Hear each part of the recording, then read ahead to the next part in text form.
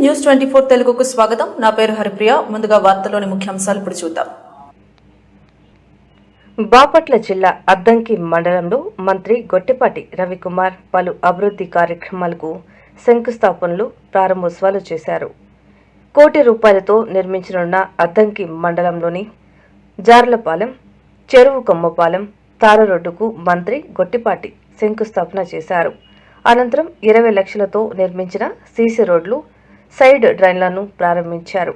Addanki కొనికి road నుంచి దాసుల colony వరకు 30 లక్షలతో నిర్మించిన సీసీ రోడ్డును ప్రారంభించారు. అనంతరం 35 మంది లబ్ధిదారులకు ముఖ్యమంత్రి సహాయ నిధి చెక్కులు పంపిణీ చేశారు.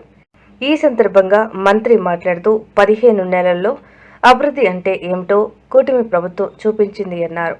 చంద్రబాబు నాయుడు ఒక్క సంతకంతో పింఛన్ను 3,000 నుంచి 4,000 వరకు పెంచారన్నారు. ఈ కార్యక్రమంలో తెలుగుదేశం పార్టీ నాయకులు, కార్యకర్తలు, అభిమానులు, ప్రజలు పాల్గొన్నారు. మన ముఖ్యమంత్రి సహాయ నిధి చేశాం.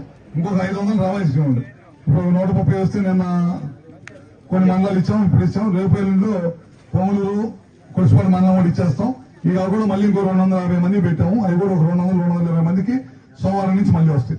ఒక 10 రోజులు అటు ఇటుగా ఎన్ఆ రామకృష్ణ మనం 10 నెలలు అయింది పెట్టని తప్పకుండా ఎవరు భయపడాల్సిన అవసరం మొత్తం వచ్చేస్తాయి.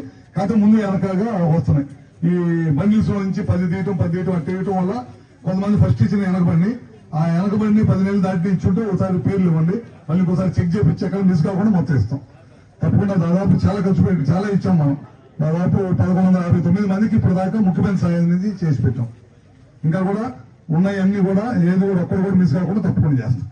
ఓకేనా? అందరూ కూడా ఒకసారి పేరు నమస్కారం తెలియజేస్తుంటే సెలవు తీసుకుంటాం. అందరూ